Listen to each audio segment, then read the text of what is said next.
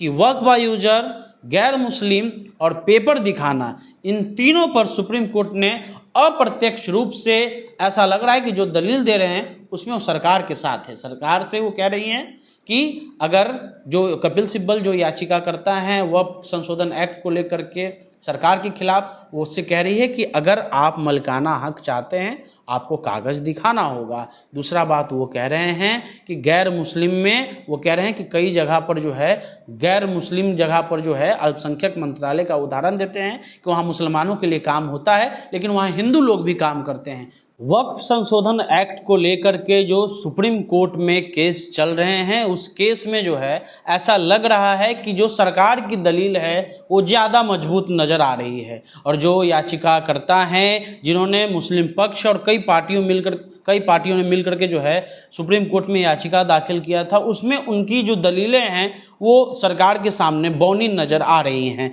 कुछ तर्क हम आपको देना चाहते हैं, कुछ सवाल थे। पहला सवाल ये था कि इसमें गैर मुस्लिम क्यों रहेंगे, दूसरा सवाल ये था वक्फ बाय यूजर का, और तीसरा सवाल ये था कि पुराने जो कब्रिस्तानें हैं या जो वक्फ की संपत्ति हैं जिनकी कागजात नहीं हैं उनका क्या होगा। एक एक करके जो है CGI जिस पर डिबेट किए हैं वो हम एक एक करके जो है आपको बताना चाहते हैं। सबसे जो कंट्रोवर्सी का मामला है उसमें पहला नंबर पे आता है कि इसमें जस्टिस मसीह जो इस मसले को देख रहे हैं, हालांकि CGI भी इस बेंच में है, वो कहते हैं कि संस्था में गैर मुस्लिम सदस्यों से धार्मिक गतिविधि प्रभावित होगी। उस पर जो है जो सरकार के तरफ से जो वकील हैं मेहता, वो कहते हैं कि 2 गैर मुस्लिम सदस्य से क्या बदलाव आ जाएगा। CGI कह रहे हैं कि क्या अन्य संस्थाओं यानी अन्य धार्मिक संस्थाओं में ऐसे उदाहरण हैं। तो सरकार जवाब दे रही है कि हिंदू बंदोबस्ती कानून के तहत कई मंदिरों का प्रबंधन जिला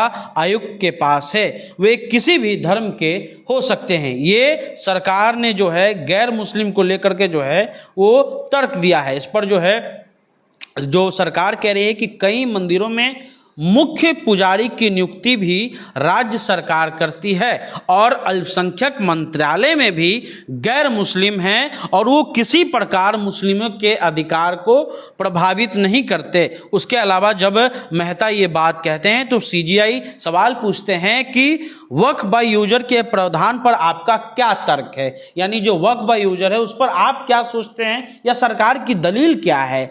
तो मेहता कहते हैं कि अब वक्फ बाय यूजर की अनुमति नहीं दी जाएगी सिवाय 3 मामलों में। पहला मामला जो है वो होगा कि अगर वो पंजीकृत है तो वो वक्फ बाय यूजर हो सकता है। दूसरा मामला है कि अगर वो निजी संपत्ति है तो वो वक्फ बाय यूजर हो सकता है। और तीसरा जो है वो सरकारी संपत्ति होगा सिवाय 3 मामलों के। ठीक है, इस पर CGI कहते हैं कि मुतब्बली नियुक्ति करने का अधिकार जो है वो क्या कोर्ट के पास है। मेहता कहते हैं यानी सरकार कहती कि नहीं, ये वक्फ बोर्ड के पास है। CGI कहते हैं कि मुतवली की नियुक्ति बोर्ड द्वारा की जाए तो इसमें आपको क्या परेशानी हो, सरकार से पूछ रहे हैं। तो मेहता कहते हैं कि वो कहते हैं कि अगर वो गैर मुस्लिम होगा तो ये धार्मिक मामलों में हस्तक्षेप करना होगा। CGI कहते हैं कि मुतवली जो है वो मुस्लिम होगा। मेहता कहते हैं हो भी सकता है और नहीं भी। CGI कहते हैं सजदानशीन मुतवली हो सकते हैं। उस पर मेहता कहते हैं कि शक्ति सौंपी जाए तो हो सकता है, मगर उसका काम पुजारी की तरह नहीं होगा, वो प्रबंधन में यानी कि मैनेजमेंट में रहेगा। उसके अलावा जो है एक तर्क और जो है यानी कि ये जो गैर मुस्लिम वाला जो तर्क था और वक्फ बाय यूजर वाला, उस पर सरकार ने अपना जवाब दे दिया।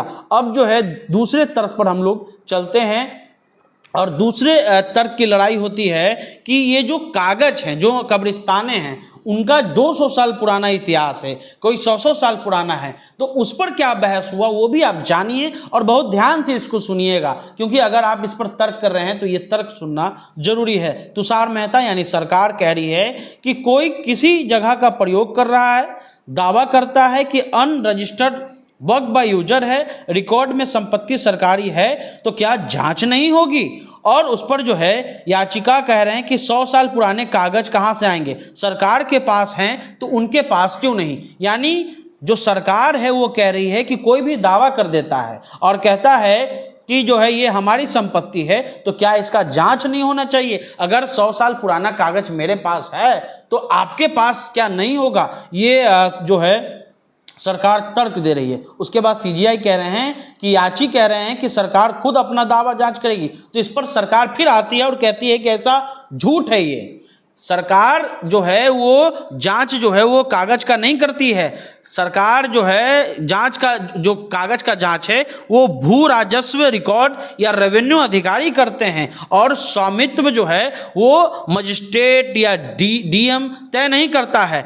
जो कोर्ट है वो तय करता है कि ये संपत्ति किसकी है। उसके बाद मामला आगे पहुंचता है, यानी सीजीआई कहते हैं यानी कागजों में एंट्री होगी, स्वामित्व केस से मिलेगा। सरकार से सवाल पूछी जा रही है तो मेहता कहते हैं हाँ आप एंट्री कर सकते हैं, लेकिन इसका मलकाना हक कोर्ट में लड़ाई लड़ने के बाद ही होगा। उसके बाद कहा सीजीआई पूछते हैं कि क्या 1923 के एक्ट में पंजीकरण का कोई प्रावधान था, यानी रजिस्ट्रेशन का।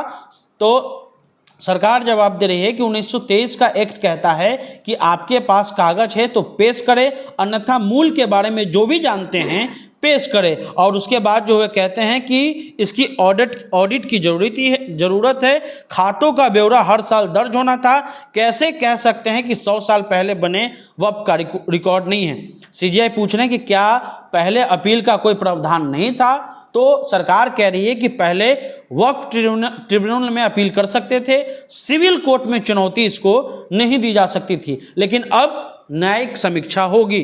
उसके बाद जो है फिर जस्टिस मसीह जो सीजीआई के साथ बैठे हुए हैं सवाल पूछते हैं कि जब तक कानून का सहारा नहीं लेते तब तक कब्जा ऐसे ही जारी रहेगा। मेहता कहते हैं, सरकार कहती है यथा स्थिति रहेगी मगर टाइटल कोर्ट तय करेगा। उसके बाद फिर बहस शुरू हो जाती है। जो सीजीआई वो कहते हैं कि याचियों ने वक्फ को इस्लाम का अभिन्न अंग बताया है। उस पर सरकार जवाब दे रही है कि वक्फ इस्लाम का अभिन्न अंग नहीं है।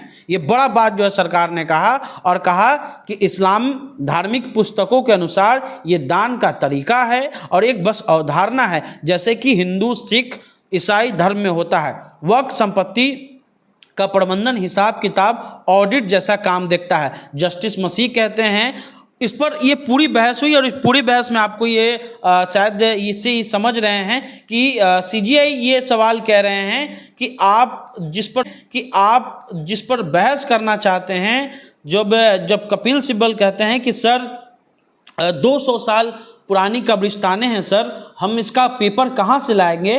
तो सीजीआई कह रहे हैं कि स्वामित्व के लिए यानी मलकाना हक के लिए आपको पेपर तो दिखाना होगा। ये बड़ा लाइन जो है वो बड़ी टिप्पणी जो है वो सीजीआई की है।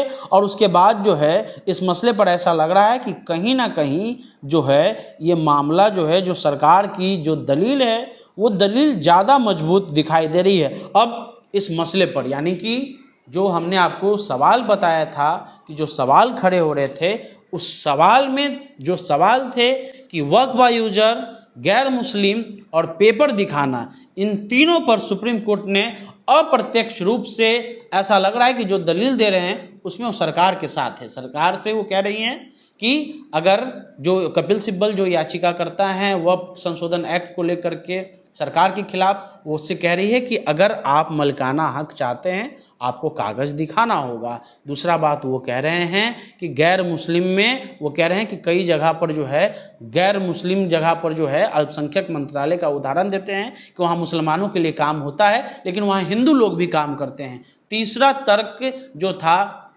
वो वक्फ बाय यूजर का था। उस पर वो कह रहे हैं कि वक्फ बाय यूजर इस्लाम का अभिन्न अंग था ही नहीं, बस एक ये प्रावधान है। तो ऐसे में सरकार की दलील वक्फ के मामले में ज़्यादा मजबूत नज़र आ रही है। कुछ दिन के बाद इसका फैसला आ जाएगा। अभी इस फैसले को जो है सुरक्षित रख लिया गया है, लेकिन ये जो तर्क हो रहे हैं उस तर्क में ऐसा लग रहा है कि सरकार इस केस को ज़्यादा मजबूती से लड़ रही थी और इसको जीतने के करीब है। हालांकि अभी फैसला बाकी है। आप द इंटरव्यू इंडिया देख रहे थे।